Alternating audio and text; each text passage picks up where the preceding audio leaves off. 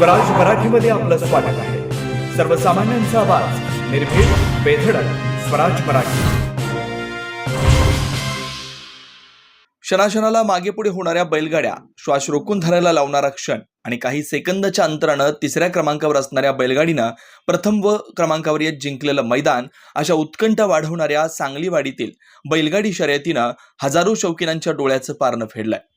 सांगलीवाडीतील महालक्ष्मी यात्रा 2025च्या निमित्तानं युवा नेते अभिजित कोळी यांच्या वतीनं कवठेपिरान रोडवरील लक्ष्मी फाटाजवळील मिटारकी पट्टा इथं पार पडलेल्या मानाच्या जयंत बैलगाडी शर्यतीत जनरल बैलगाडी विभागामध्ये शिरूरच्या हेलिकॉप्टर बैजा व सांगोला राजानं प्रथम क्रमांक पटकावला।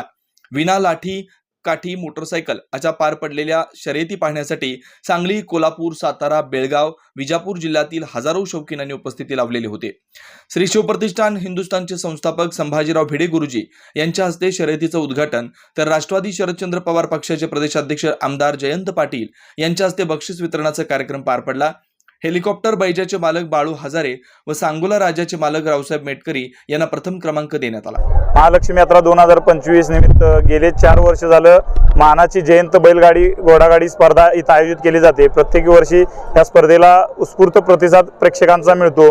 सरकारी नियमांचं पालन करून या स्पर्धा पार पडल्या जातात आणि या स्पर्धेला प्रत्येक वेळी जयंत पाटील साहेब वेळात वेळ काढून इथं उपस्थित राहतात व या स्पर्धेचा दर्जा उंचवतात। त्याबद्दल मी त्यांचंही आभार मानतो आणि इथं 15 दिवस झाले गेले जे कष्ट करतात आमचे कार्यकर्ते, मित्र, या परिसरातील सर्व नागरिक यांचा मी आभार मानतो। टोटल 4 गटामध्ये या बैलगाडी स्पर्धा झाल्या। जनरल गटमध्ये 1.25 लाख, 1,75,000 अशी बक्षिसं ठेवण्यात आली होती। तशाच पद्धतीने दुसऱ्याही गटात ती बक्षीस ठेवण्यात आली। टोटल बैलगाड्या घोडगाडी मिळून टोटल 60 गाड्या यात समावेश होत्या। अभिजित कोळी गेले अनेक वर्ष सांगलवाडी आणि समडोळीच्या परिसरात या बैलगाड्यांच्या स्पर्धांचं आयोजन करतात। अभिजित कोळींनी सलग 4 वर्ष हे आयोजन केलेलं आहे आणि महाराष्ट्रातनं, दक्षिण महाराष्ट्रातनं हजारो या क्षेत्रातले जे बैलगाडी खेळण्याचा, ज्यांना बैलगाडी स्पर्धा खेळण्याचा ज्यांना नाद आहे, जे सगळे रसिक आहेत ते सगळे आज या ठिकाणी गोळा झालेले आहेत आणि अतिशय भव्य दिव्य स्पर्धांचं आयोजन या ठिकाणी त्यांनी केलं।